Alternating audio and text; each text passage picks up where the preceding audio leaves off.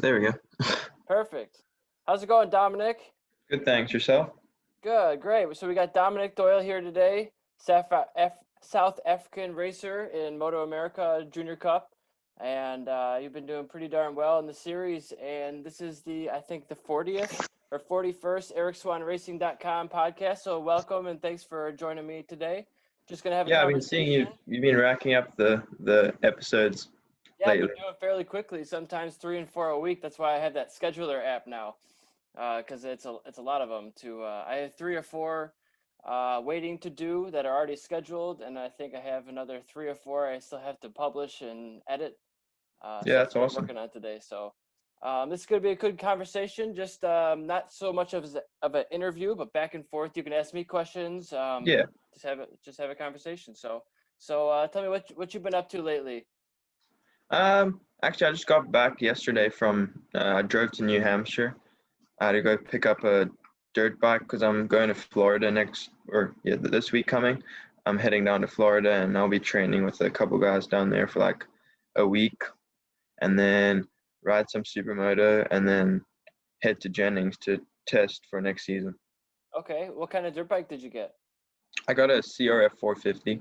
Your F450. All right. So you'll be doing the big jumps or turning it into supermoto? Well, I've got a supermoto right now. It's a 250.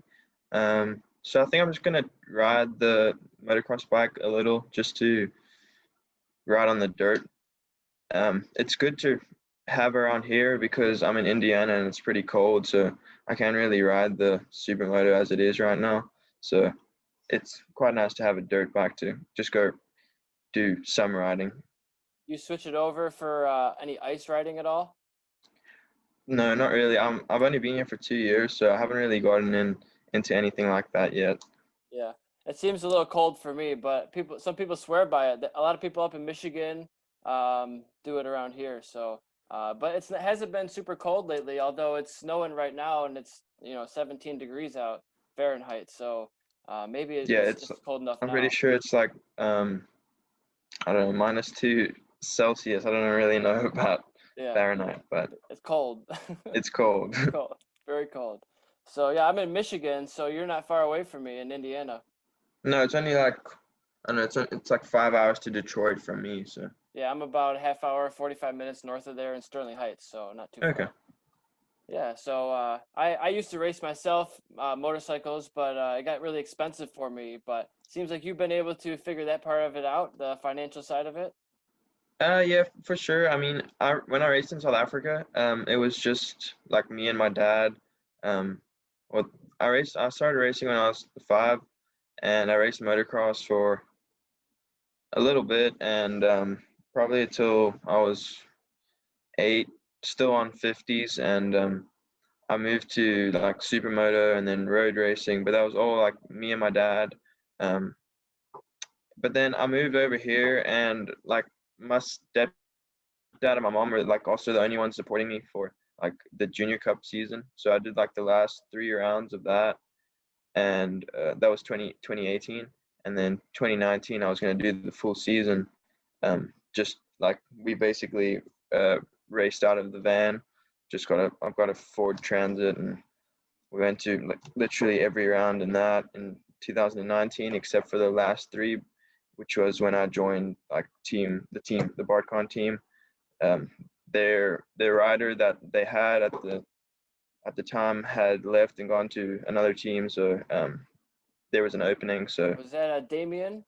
yeah, Damien, he had, yeah. he had gone over to Corley, so there was an opening. They didn't have a rider for the last 3 rounds, and I was privateer, so I would really take anything. So um, I was really excited to join the BartCon guys, and they've been such a great help ever since.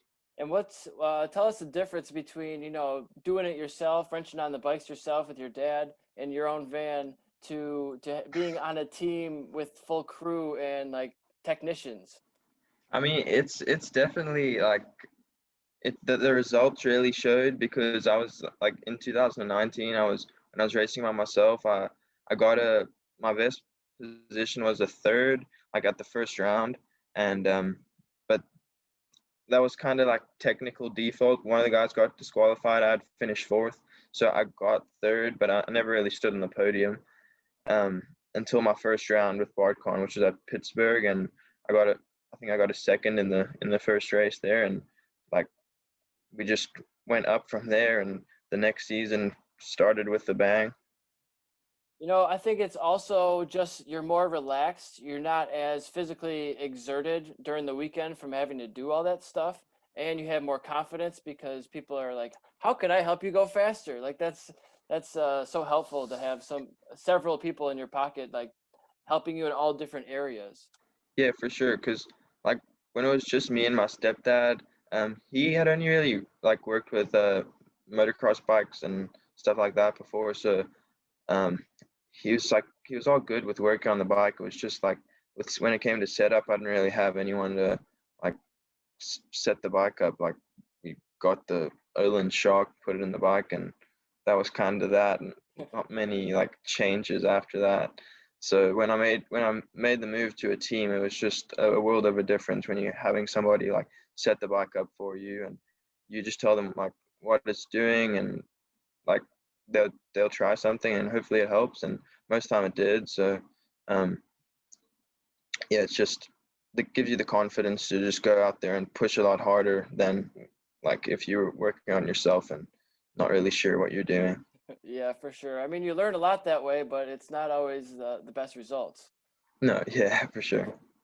And so you plan I on mean, doing the I wouldn't be here, wouldn't got here without all that, having gone through all that with my dad, like, and my stepdad over here. Yeah, there's just no other way to do it. I mean, unless you come from a super rich family, you can't afford to have mechanics paid at that level yet. For sure, yeah. So it's a labor of love. People are like, "Why are you doing this? It's so much work and it costs so much." Well, because you love doing it and you're good at Yeah, it. and there's an end goal. Yeah. So what's your end goal? I mean, hopefully to make it to end goal, make it to the world stage, like either in like World Superbike or MotoGP. That would be ideal. But we're here, so we're just gonna carry on working. Already at a professional level, and how old are you now? I'm 19. 19. And when did you become a pro? A couple years ago. Um, would what would you guys? I don't really know what you guys consider as like pro, just like racing Moto America. Yeah, well, pro license as far as U.S. it would be Motor America. Okay. Oh well, um, Because there's Wera Expert, yeah. but that's like I race Wera Expert, but that's not considered pro, I don't think. So I came. So when I moved here, which was August 2018, I went straight into Moto America. So, but I'd raced like the national championship back home. So, I mean, I don't know. I mean, I guess you could consider that pro too. Yeah, So I raced back home the national championship about 3 years, and then I've been racing the American national championship for 2 years. So probably a total about five. that's pretty cool. So you're a seasoned vet at this point. I would like to hope so, but I mean, I wouldn't push it. I wouldn't push it that far. All right, all right. And so how would you say the competition varies or is different from South Africa to the States? So back home, there's definitely a lot of fast guys, or were. I mean, racing's still there, but it's just not the biggest anymore. But there's definitely a lot of fast guys there. It's just there's not much support over there, as well as there's a lot less riders on the grid. So there'll be like more like one or two fast guys up front, where over here it's like, well, I mean, this year it was kind of like three riders up front in my class, but like still there's a lot more guys going a lot faster than there. Yeah, makes sense. Yeah, there's just a bigger, I think, pool of riders in the States. There's a lot more guys, and a lot like the gap between them are a lot smaller. For sure. So is there anything you had on your mind you wanted to talk about today? Um, I mean, last season, my what I'm gonna well next year I'll talk about next year. We can talk about next year. Next year I'll be with BartCon Racing again, which I'm really happy about. I'll So be you racing. re-signed? Yeah, re-signed. We got a new title sponsor like for for this year, so it's going to be BartCon Racing, Coastal Neurosurgery and Spinal. So Nice. they've come on board for the full season this year, and they joined us with 3 rounds to go last year, and I'm really excited for them to be back with us. And what do they I'll, offer? so they're just a title sponsors. They're helping us out with the season and the costs.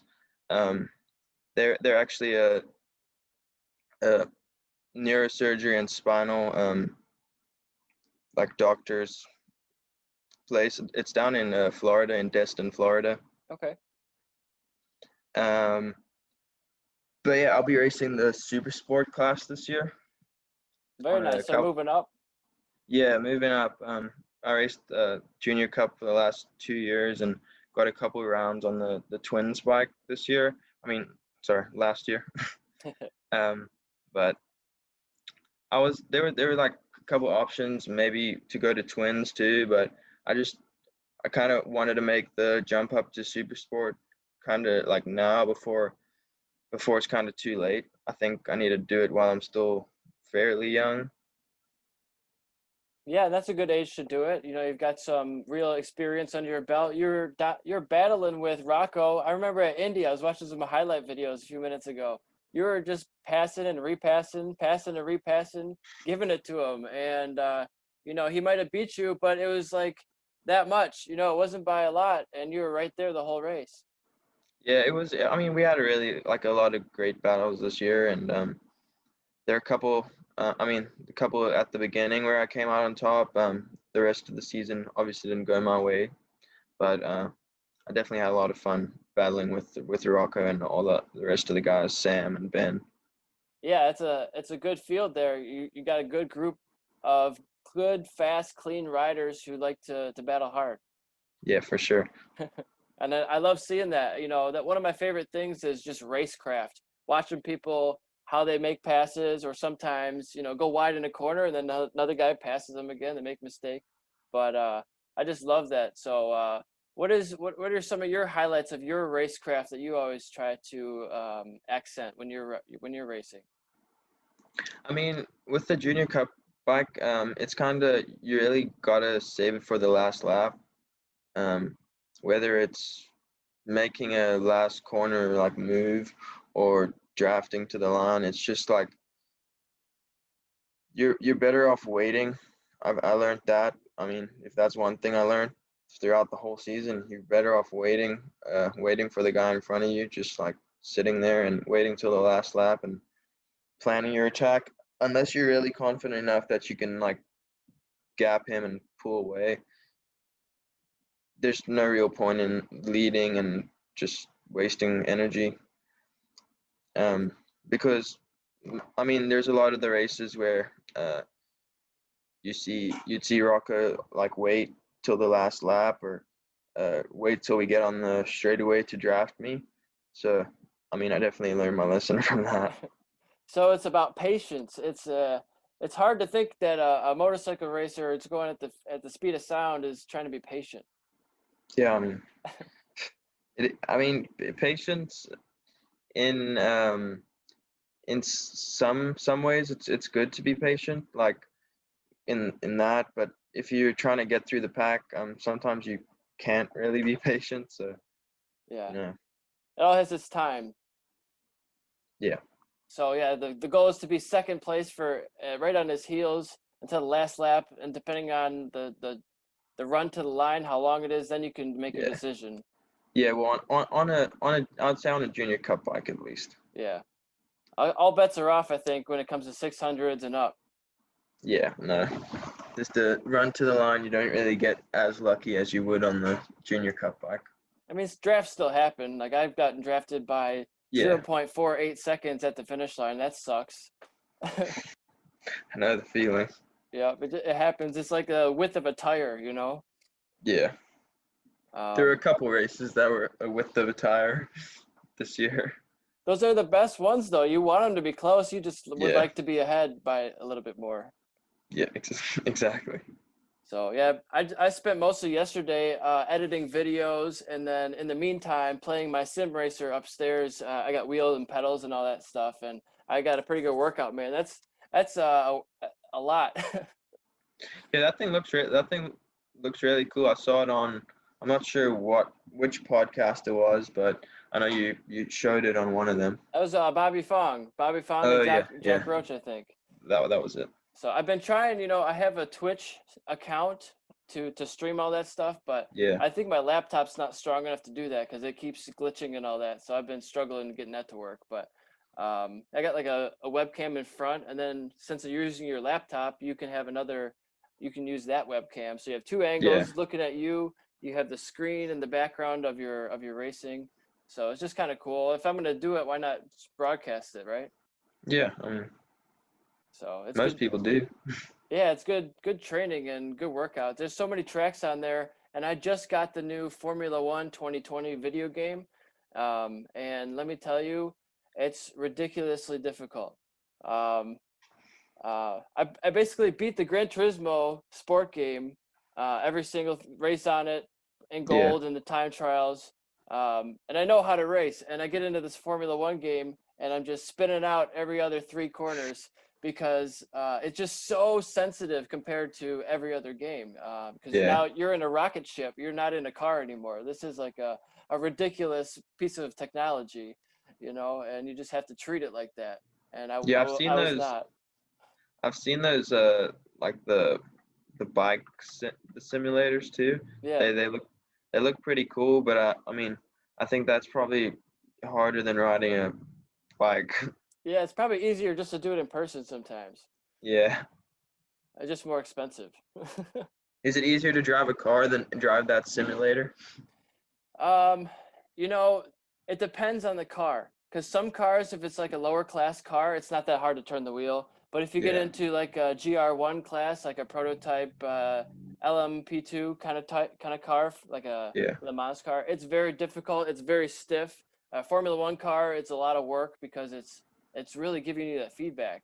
Um, and like a GR3, that's a pretty difficult car, but you go down to a GR4 and it's a little bit easier since it's not as powerful. You don't have as much downforce. It really Yeah. depends on the downforce, I guess, and the speed of the car. Um, so it varies. Um, but yeah, it's just a fun, man. I love doing it. It's a fun challenge. Yeah, I can imagine. That it looks really cool. I mean, just how much was that? Pretty pricey. A couple grand, pretty much like 2,000, I think. But hey, Yeah, I mean, man, it's probably exactly the same. Like so realistic that you don't regret spending any of that money. no, I mean, I think it's worth it, and I love it. I spend hours on it sometimes, and that's my track time for now because I don't have a. I sold my bikes unfortunately because it was getting too expensive for me. Until I can build Yeah. my business to sell enough, I'm doing that in my living room, and I'm getting good at car racing now because I've only been in a car once, but I'd like to do it a little bit more. So this is get me ready for that. And now you get to be in a car all the time. Yeah, right. So, you have any aspirations for driving cars or karts? Uh, nah, not really. I wouldn't say I do.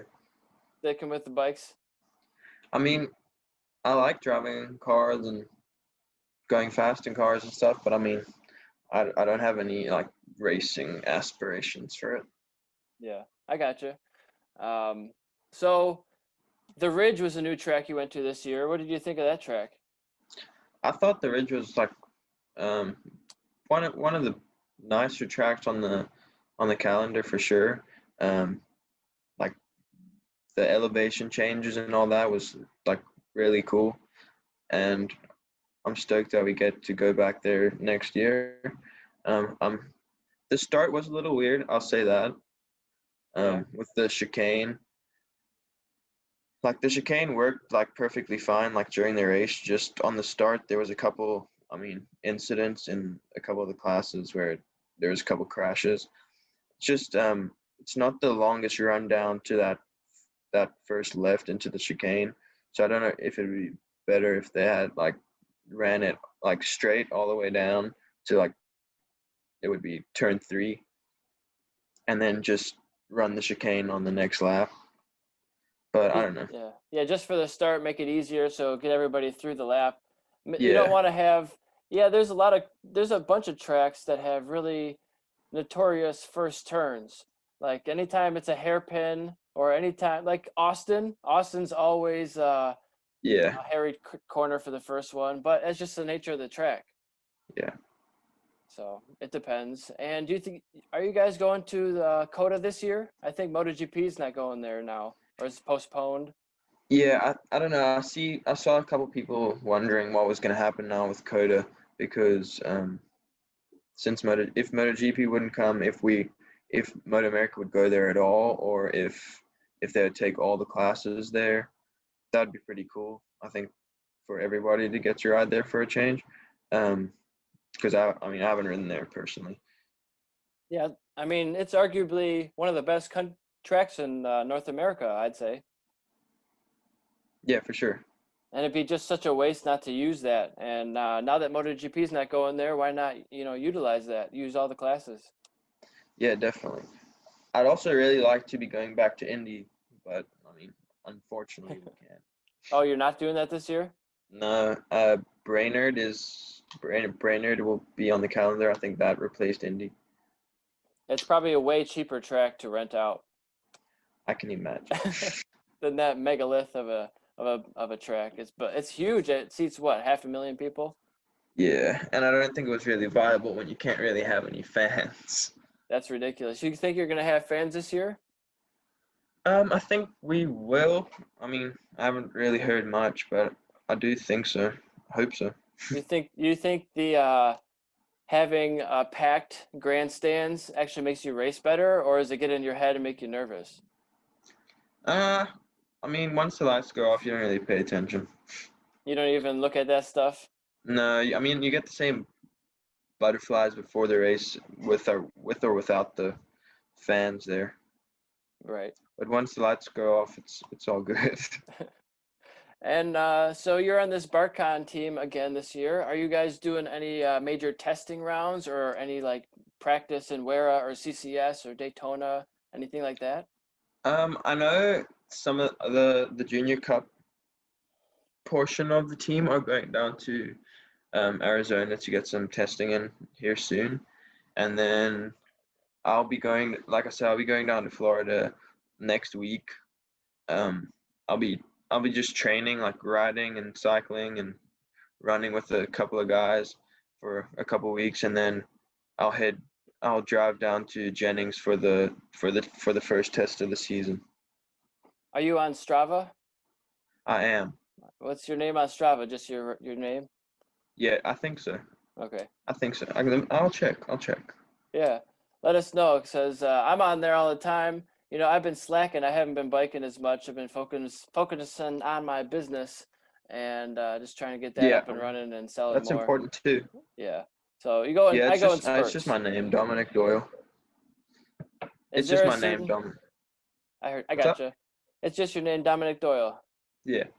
So yeah, do you try to hit any certain mileage goals for your cycling or running or swimming?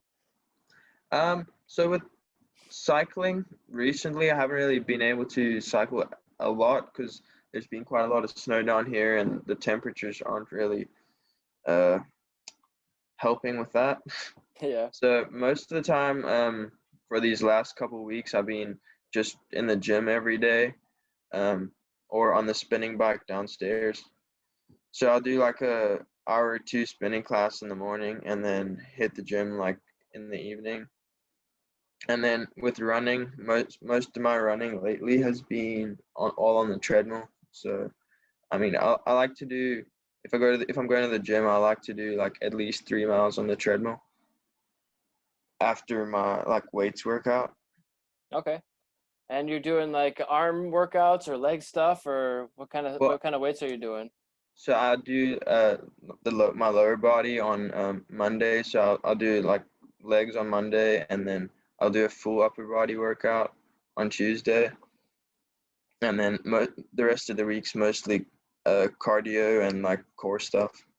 Are you into rowing at all? Yeah, I mean for a warm up, yeah. Yeah.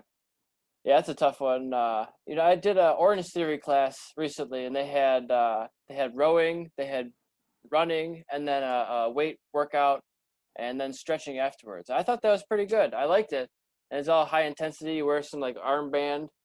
Um, they had called me for a free class, so I took advantage of it. I've been to a couple. There's a couple like I'll go to the Pilates class and the yoga class at my local gym. I'm normally like the only guy there, but Yeah. I'll do that about once a week on each of them just to say I've done it. Yeah, I do hot yoga every Thursdays for like an hour, hour and a half sometimes. And that kicks your ass. You're just standing on a mat. You're not doing anything, and you're just dripping sweat after Yeah, the I end of can it. imagine. So I'd like to try that. it's like 110 degrees, 115 at the most, I think.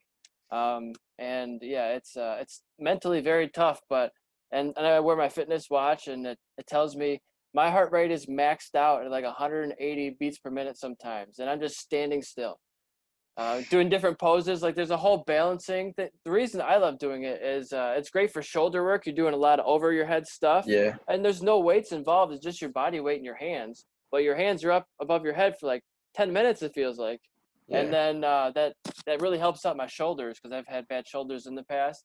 And there's a lot of stretching, and you're heated up, so it's even easier to stretch. And it's good strength work because you're doing balance. You're like holding your foot out and yeah. balancing. Like it's kind of ridiculous, but it's a challenge.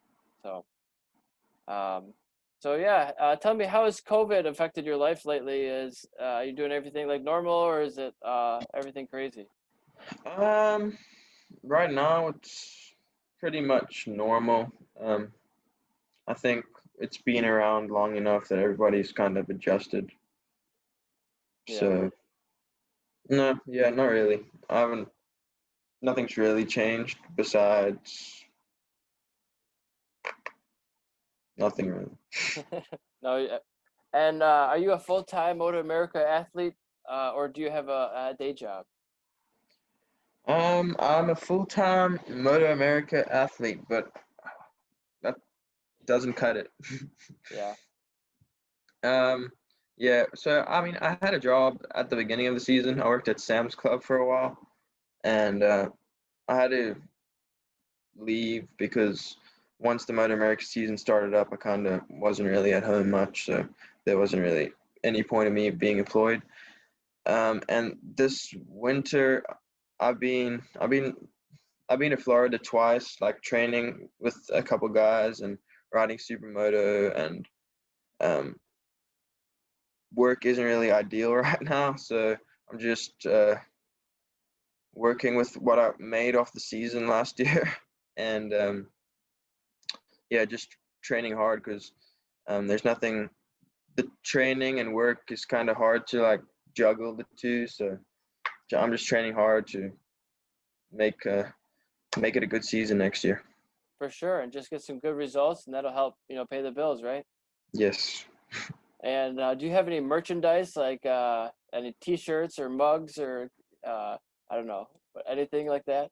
Yeah, it's funny you asked that. So, on my website, which is in my Instagram bio, the shop is like it's not up right now, but it'll be up in the next week. I've just been finishing off like a couple last designs and stuff, but there'll be hoodies and like shirts Oh, and nice. uh caps and stuff that you can just head on over to my Instagram and click the link in my bio, and then there's actually a shop on my website that you'll be able to buy from. No, very good. Yeah, I've always been looking for merch. I just bought a Superbike Yeah, hoodie. I saw that. We were just saying that. It's quite Yeah. nice. It's got a big SBK in the back too, but I don't know, just trying to support the sport, and I like it. And I haven't Yeah. bought a new hoodie. I was looking through my closet. I don't, buy a whole lot of stuff I don't need or buy new clothes all the time. That's not my thing. Yeah, Um, same. and I noticed I have a hoodie from like 12 years ago, and there's really nothing wrong with it. I think just the cuffs need to be re-sewn, but otherwise it looks fine. Like there's no rips anywhere. It's like if it's fine, I don't throw it out. I just try to keep it. Yeah, You know. So I got loads from when I was a kid, yeah, still lying there. Not that I wear them. right. I got a whole pile I'm trying to get rid of and donate because I just don't need it anymore. And I'm thinking And it of just buying. takes up space. Yeah, it just takes up so much space. I'm trying to clear out the attic and just go through all my old shit because it's like I haven't used this at least in months. It's been up here for like a year or two. Why do I hold on to this stuff? Because you think you might need it in next year or 2 years or I don't know. It's still good. Why throw it out, right? Yeah, exactly. You just gotta flex that purge muscle sometimes. Get rid of stuff. Um, So what do you sell like for the most part? Is it like bike parts and stuff? so I'll give you my full story if you got a few minutes. I I've I got as long start as you got. I started with selling my old stuff with books, CDs, DVDs, T-shirts, old shoes, hoodies, watches, video games, Yeah, whatever, everything I had. Um, Snowboards, trumpets, guitars, electronics, TVs, whatever. Um, and so I sold a lot of that stuff. I still have 7 rows of shelving right over here. I sell tires, takeoffs. If you can kind of see them over that side, I sell tires yeah. too. And I've expanded now. I have 9 dropship vendors and access to over 10,000 unique products. And now, like I sell exhaust and rear sets and motorcycle parts. I sell a lot of gear parts and tools and tires. And also I'm getting into car parts, racing Okay. parts for cars, mountain bike, some motocross, basically action sports, Yeah. adventure, that kind of thing, racing, motocross, motorsports, I guess is a better way to say it. And I want to get into other things, but we already have so much work to do right now with the stuff that we have that's not Yeah. listed yet for sale. I don't need to get any more for a couple of years, I think. So, but I also really want to get into like just sporting goods in general, like snow sports and like snowboards maybe and Yeah. gloves. And I just don't want to have a slow season. Like, why not sell motorsports, but also snowboards and like electronics and maybe musical Sell everything. instruments? Why not? If there's enough time for it.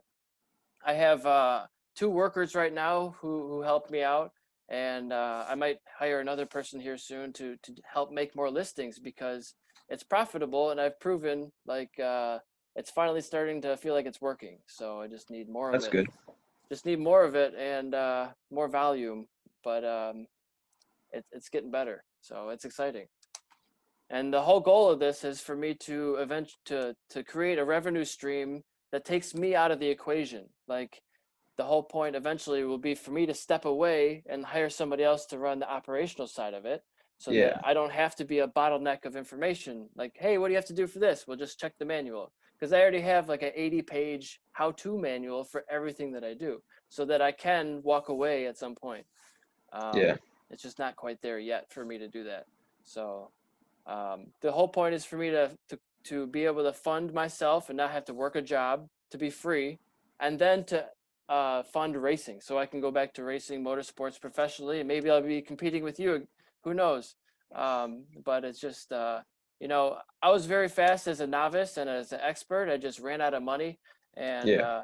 it was so frustrating to me, watching all these kids who are rich just being able to travel all over and do it. But I'm not jealous. I'm just, now I got to get my money right. That's the whole thing. Just get even. Just get your money, No, no, for sure. you know, and then do Without it yourself. support, it's really like not viable at all. Like No. I think in 2008 or 2019, if I hadn't gotten the help that I have right now, I don't think I would still be racing today if I wasn't with Team Barcon or somebody to support me and like help me with all that, help me with the financial side of things and just everything. I wouldn't be able to. I don't think I would be able to run privateer for more than a couple years. Yeah, and I was in it for a good 5 years, and I thought that, I hear the statistic is most racers make it 2 or 3. So I made it farther than most, I think. And I had 20 sponsors at the time, but a lot of them are parts and discounts, which really do help. But Yeah, it's not always everything. And I had some of them here, if you can see them, at the bottom of there, Knox yeah. and Witchcraft and Pop Shadow, Michelin, and some others there. Sport Bike Tire Service, Sport Bike Track Time were very helpful. Yeah, they Um, helped me. They helped me out too with some track days. Yeah, for sure. And I rode with them. That's how I learned everything. Is I went to a track as a newbie. I was a hot shot, street rider. Came to the track and I was like, oh wow, I don't know anything.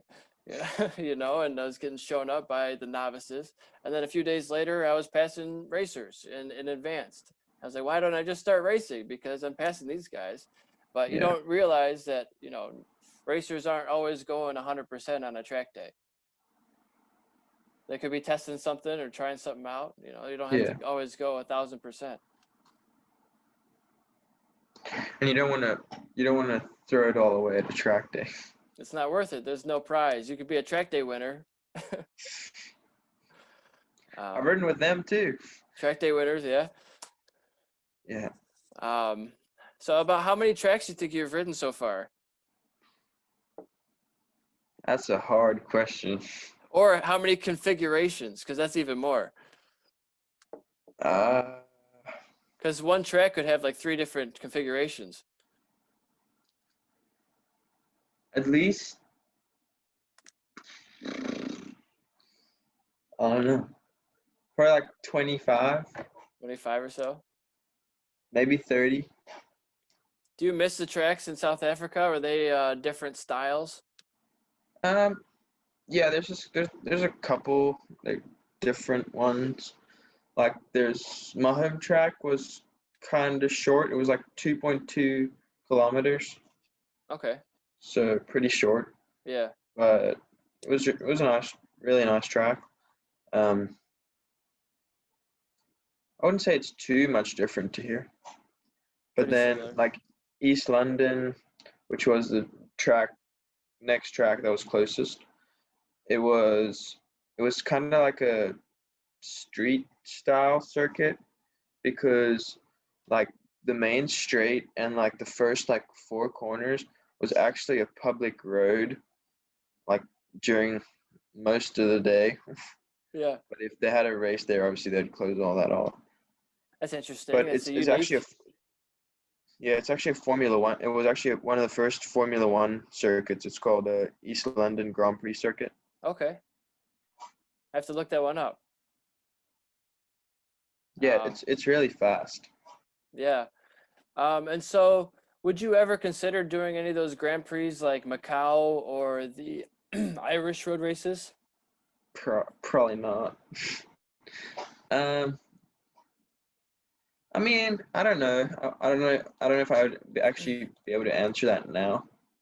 Probably have to wait and see. But right now, I don't think so. I feel like I could do that only if I didn't crash for like 5 seasons in a row. Then I'd be like, all right, let's try it. Or But if you're on like a Ninja 300. yeah, I mean, I would love to ride it. I would love to go to Isle of Man and ride it at like Yeah. 75, 80%, but not like race it at No. 200 miles an hour. Not yet. I I'm mean, not the up jumps there. look cool. I wouldn't mind doing a couple of the jumps, but like when you're like going 180 mile an hour in between like two houses, it's a little scary. It's sketchy, man. It's you're risking it. It's on the edge. Yeah, and I mean, obviously there's probably not anything on the road or on those roads, but like you never know. You hit a squirrel or something, Yeah, or a bird. You never or know. just like some gravel.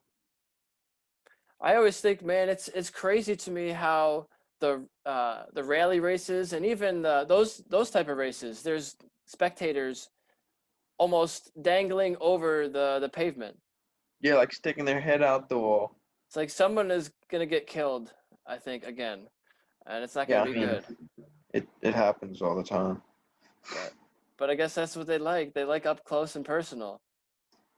Yeah, I mean, it's not for everybody, but I guess it's really cool. It looks really cool, but Yeah, I, the risk the risk versus reward factor is not really not my cup of tea. I'm good. right. Now, would you ever do any other form of two-wheeled racing, like hare scrambles or hill climb or anything like that? I mean, depends what level. I mean, I definitely like to do like some hair scrambles. They look pretty cool. Just for fun. Yeah, just to try it out, get a new race type under your belt. Yeah, and all good training and Yeah, for sure. I'm thinking of maybe next year getting a 50cc bike to go at my local kart track because they use those all the time. what what type of Like a CRF 50? 50.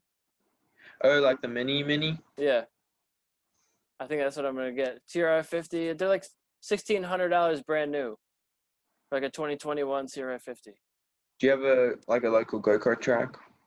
2 miles away from my house, and they have timing and scoring, and they actually a whole bunch of guys like Carl Soltis and I think John Hawkins, like they go there.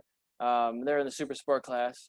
They're Okay. near me in Michigan, so they go there all the time. And I think Carl does it even more. He goes like down to Any Ohio.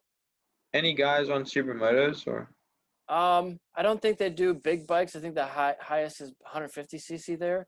It's a fairly small indoor kart track. Um, indoor? All right. yeah, it's indoor. So I it's got a 60. I got maybe I could probably bring a 65 down there or something. yeah, I think they do 88s and 100cc's too. I'm not sure. I want to go over there one day before I buy something and see what all they're using because that's one of the main reasons I'm going to get it. Yeah. So just go over there, and I think they use the race suits, and some people are in like moto gear.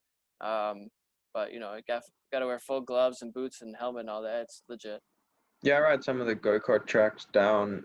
Uh, there's one here, like 45 minutes from my house in Whiteland, Indiana, Yeah. and then there's another one in Ohio called G&J Cartway. Okay. Um, yeah, those are always a fun time. And then maybe the next year after that, I was thinking I might be able to get a 250, maybe 250cc, a dirt bike, and just go up north with that. And my cousin's Yeah, got some land up there. It'd be a blast to go on those ORV trails. And it's way cheaper than getting a 250 right on the track, at least for now. I'm trying to sure. save my money. Yeah. Um, definitely want to get and then maybe the year after that, I got plans, man. The year after that, maybe get another 600 again. Because there's the Kawasaki ZX6R is a $10,000 price point, brand new. Like that's awesome, Yeah, and that's what I'm on for next year. that's awesome, man. And the thing is, with me selling all these products, I sell M4, I sell Ekropavic, I sell Yeah. Spark exhaust. I have Bark. three options I could put on my own bike that I sell, which is awesome. And I sell rear sets and all this stuff. So I'm basically if the company itself doesn't sponsor me, I'm getting costs as already, Yeah. which is awesome. So it's I think it'll be better when I get back into it. And all the time that I race, I just use an open trailer that I built from Harbor Freight, with just a trailer restraint on there from Pitbull. And Yeah. I can't wait to finally have an enclosed trailer. So I want to get like a 6x10 enclosed trailer and with a ramp nose, V nose. I'm sorry, Yeah.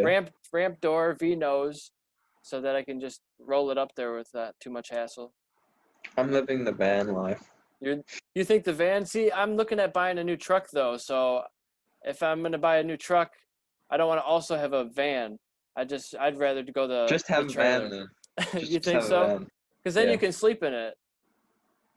Depends which one you get, but yeah. Yeah. Uh, yeah. There's so many options. Some people go with the toy hauler route. Yeah, I just got a Transit 250. Is that tall enough to stand up in?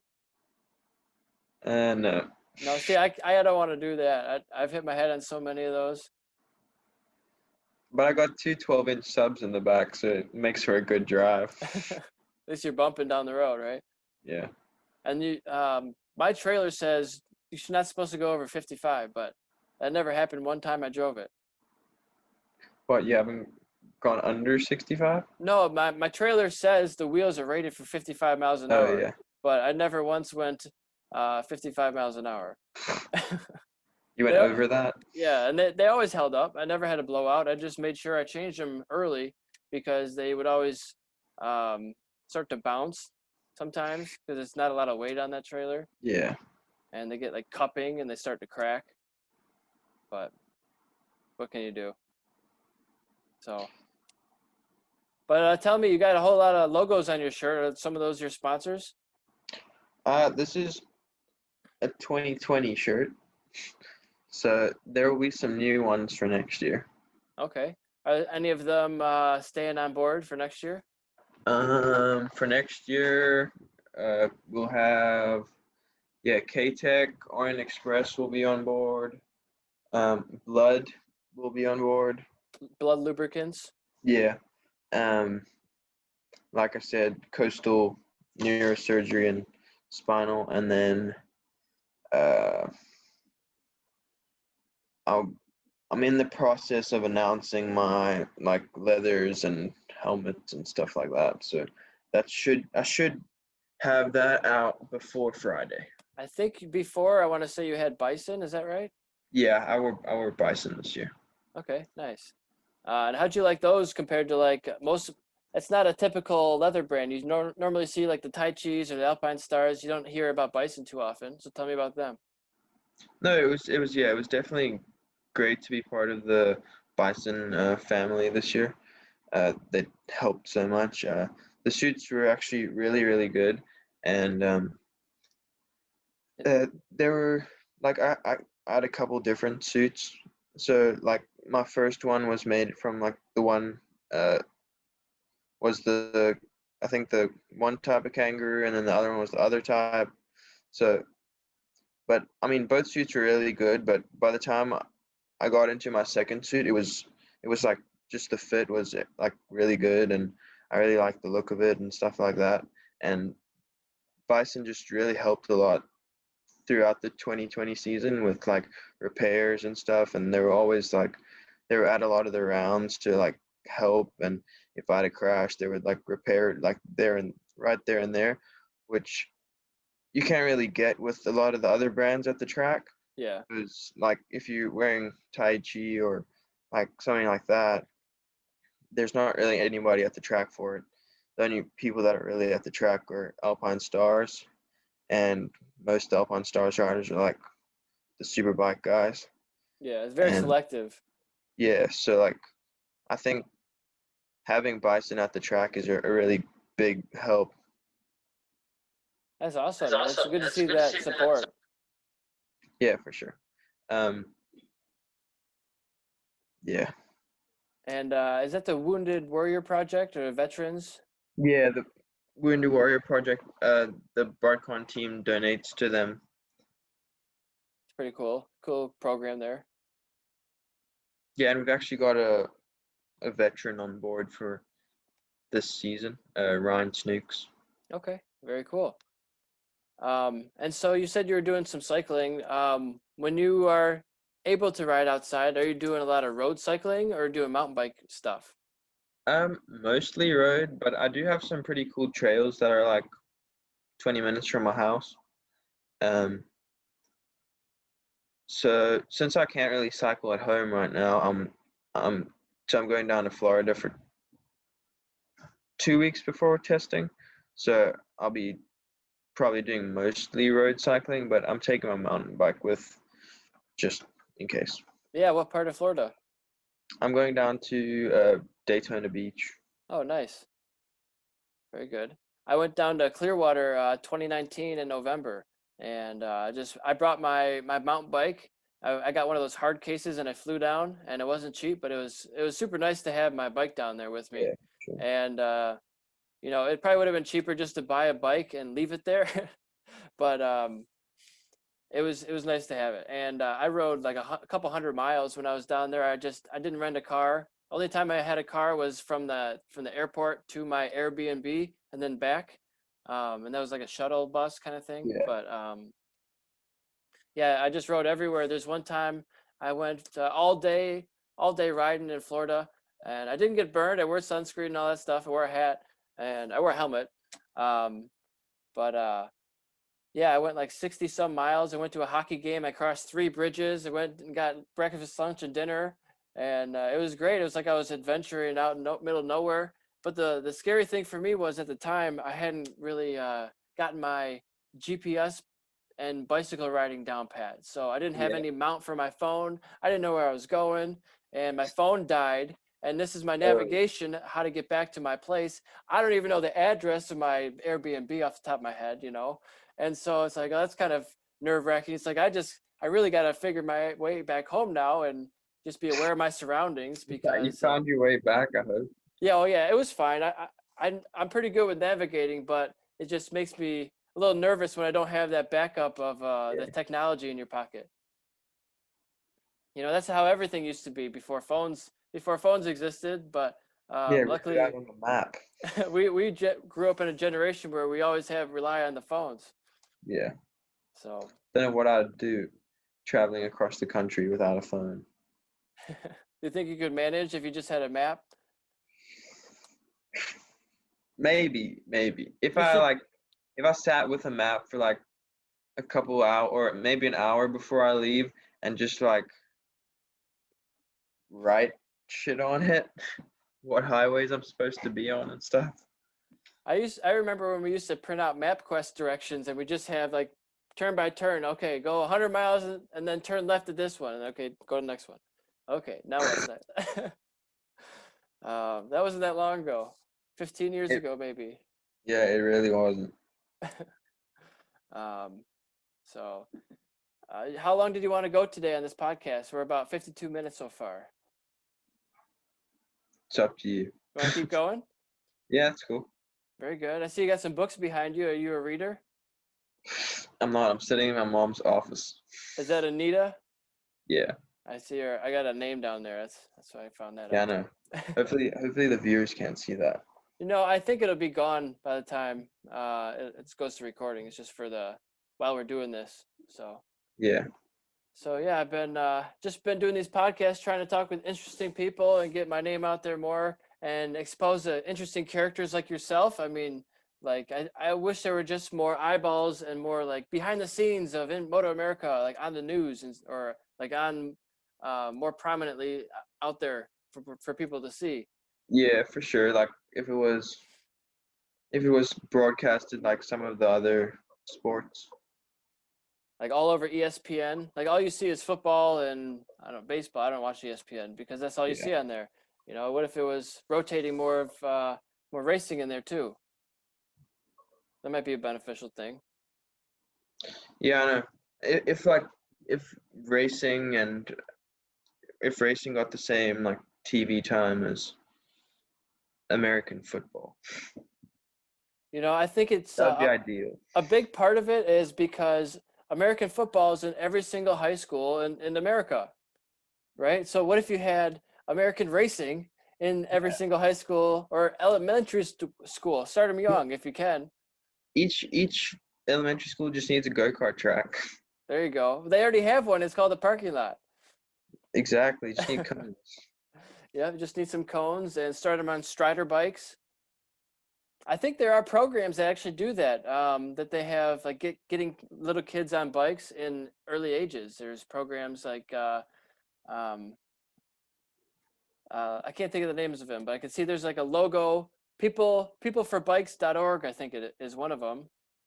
That just try to get people into bikes. Like I think Yeah. it's great because I got into bicycles as a kid. I was never into motorized bikes because my parents weren't into it.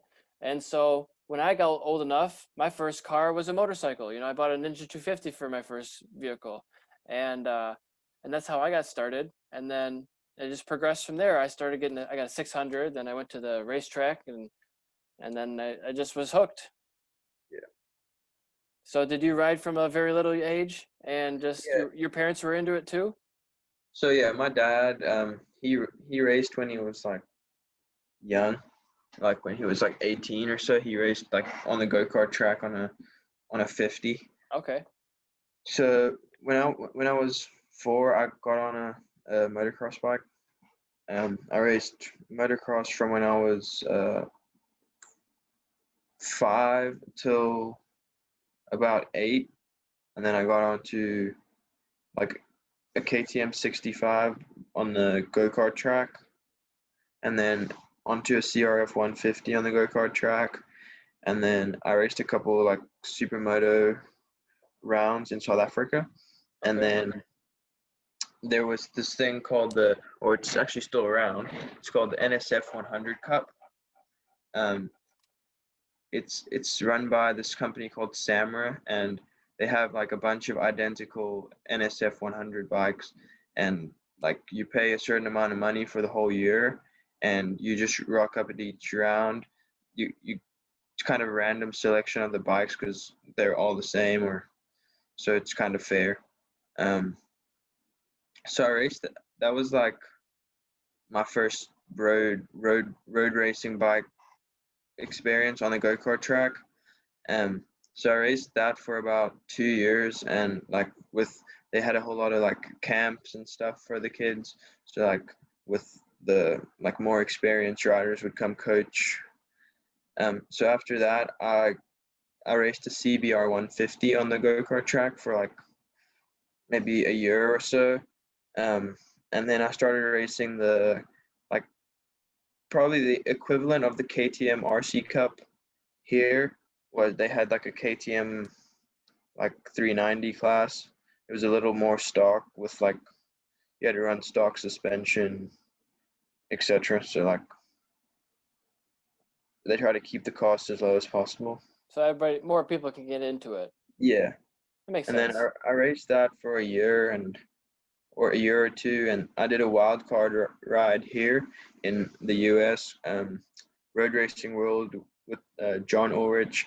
He gave me an opportunity to come over and race the RC Cup, and I came over to the New Jersey round in 2016, and I finished 8th. It's pretty darn good for your first time. Yeah, it was a really cool experience. Um, I got to kind of run up front in the front group. And then I got another wild card ride for the following year at Road America, and it didn't go too well. I had a lot of like struggles learning the track. It's quite a long track to learn. Like 4 miles. Yeah. So I didn't have the greatest time there. I think I crashed in the one race, and I don't really even remember what position I finished, but it wasn't anywhere to remember. Yeah. Um, but I struggled at Road America that year, and which is actually kind of weird because Road America was my best track this year for racing because that's where I got my wins. So Maybe you missed your setup or tire pressure, or just mentally weren't in it that weekend for whatever reason. It's just basically 4 main straightaways with some turns. yeah, Very long. I'm sure it feels like a forever on a mini bike or a junior especially bike. yeah, going down those front straightaways takes a while. Yeah. At least you get to relax a little bit. Yeah, it's not a very tiring track. Yeah. Was there a track that's your favorite out of all of those that you can't wait to get back to? Probably Laguna or Coda, I would think would be Yeah, my two. probably Laguna. Laguna's a lot of fun. Also the Ridge was also a lot of fun to ride, and I think I'm really excited to get to try all these tracks on a bigger bike. And I think Laguna's kind of cool for junior bikes in that it doesn't have a main straightaway. So there's an uphill kind of, but there's no really long straightaway on the bikes for Yeah, those bikes. So it just has lends itself to different type of racing. yeah. I mean, I can't really. There's not really any rest areas at Laguna. It's kind of a go circuit. Yeah. But it's really there's kind of everything. With the Junior Cup, there is a little bit of rest, like going up to the corkscrew up that hill, and before that, the turn before that, there's also like a little bit of a hill, and there's also a little bit of like a straightaway before that. That the junior cup bike's slow enough that it is a bit of a breather. You get So yeah. with the 600, it's going to be a lot different with more laps and less time in between corners. Oh yeah, everything comes at you a little bit faster. And do you think it'd be beneficial? I don't know if it's possible financially, but to run two classes at once? Um, I mean, with riding the Twins Cup and the Junior Cup at some rounds, I definitely think having the extra time on track for a Twins Cup rider, having the extra Junior Cup time is definitely beneficial.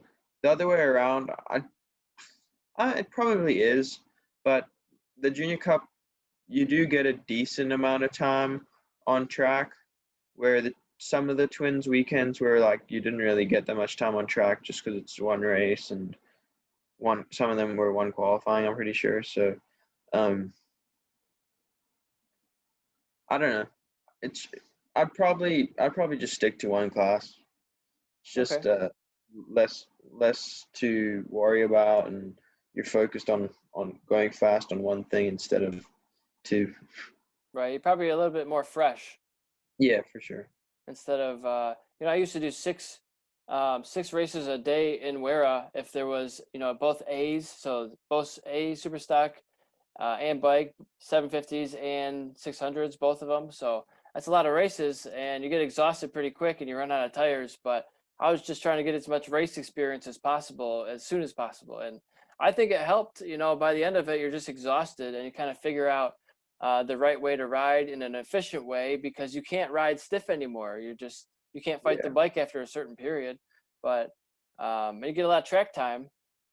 Um, but everybody has their own things that works for them. yeah. I mean, I definitely think having the track time before the race weekend is pretty crucial. Like, I think that's one of the things that helped me last year was just having the time on the bike before the season, in testing and stuff like that, to be able to come out at the first round confident and just come out swinging. Yeah, instead of getting your feet wet at the first round and figuring out how things work, you already know, and you're already at ready to, already at Yeah, race pace yeah, you're ready. You're ready to go. for sure.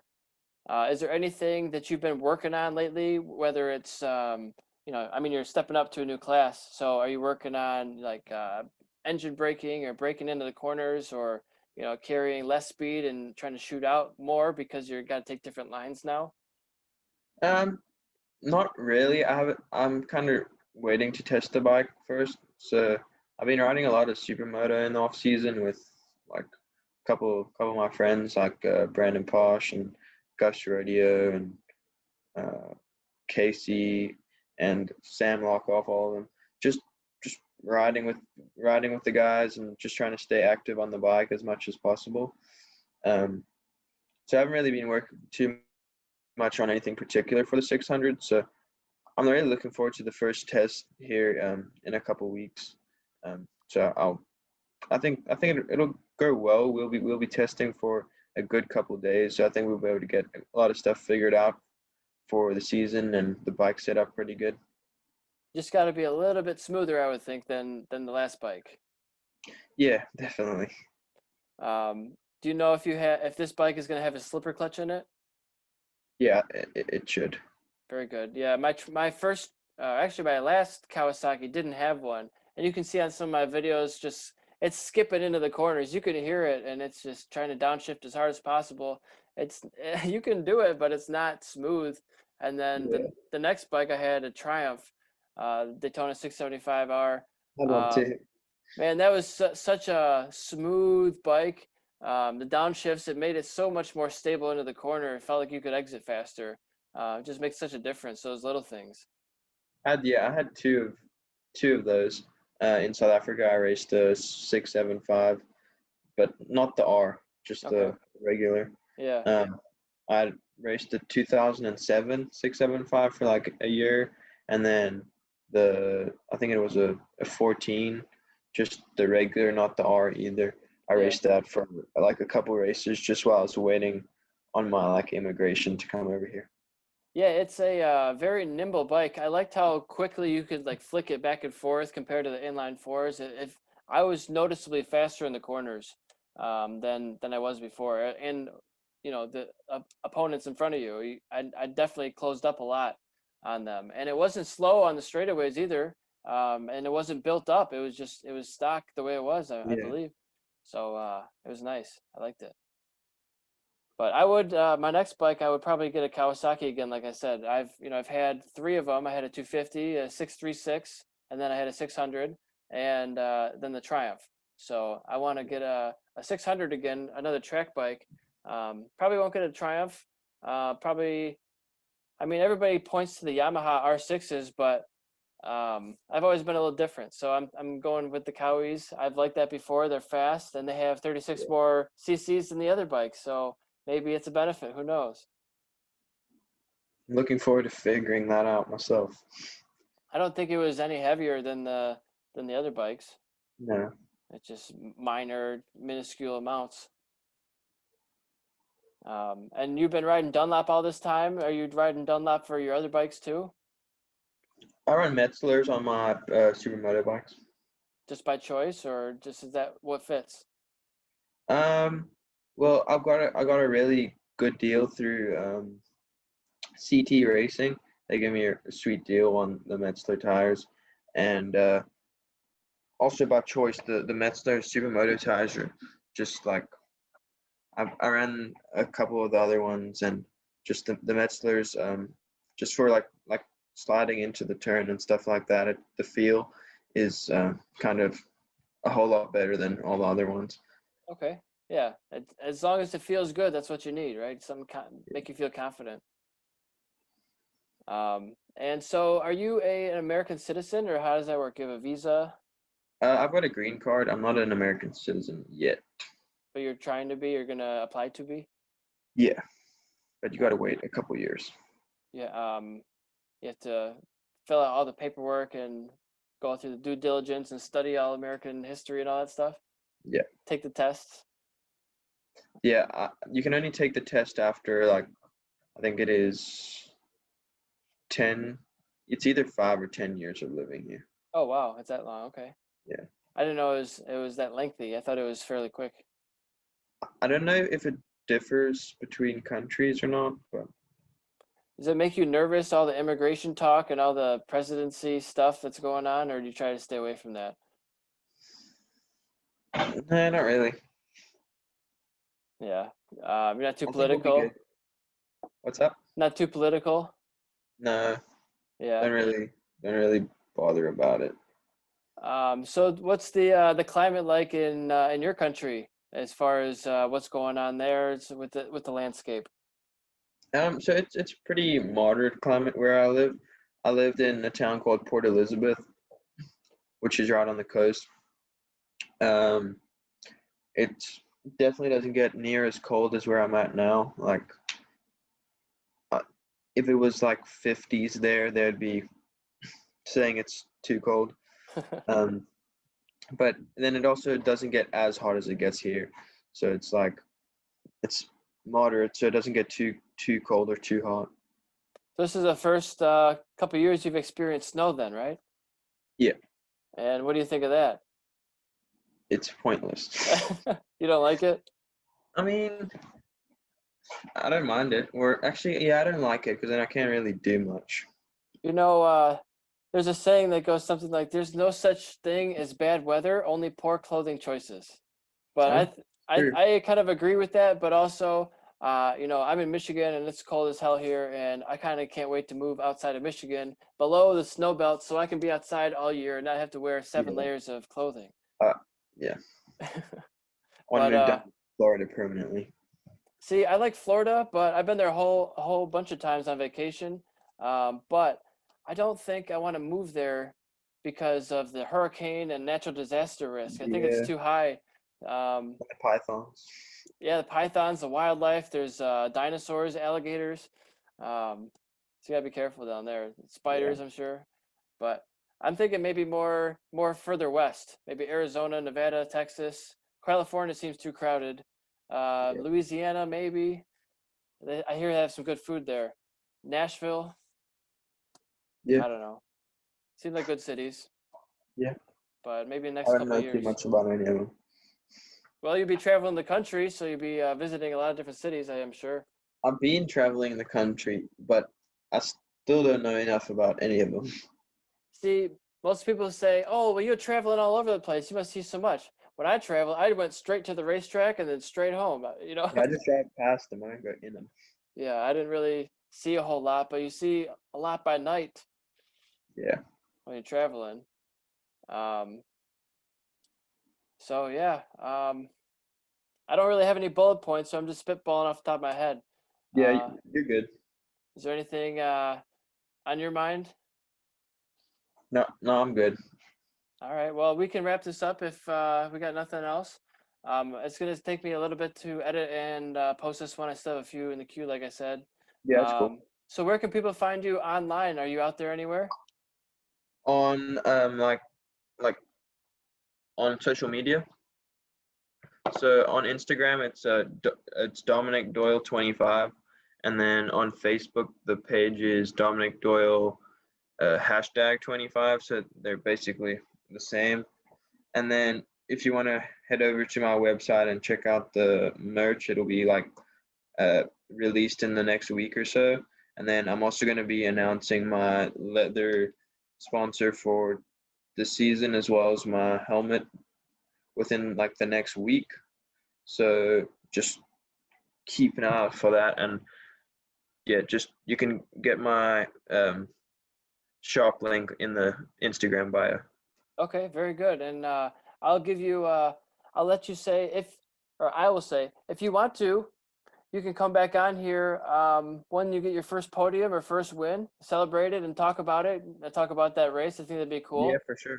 For sure. and help promote it and all that good stuff. So I'll get this posted and make sure we share it and tag everybody we talked about, and we Cool. get as many eyeballs on it as possible. All right. Thanks, Eric. Thanks so much, and I'll Yeah. talk to you soon. Have a great season and nice day. You too. All right, bye-bye. Later.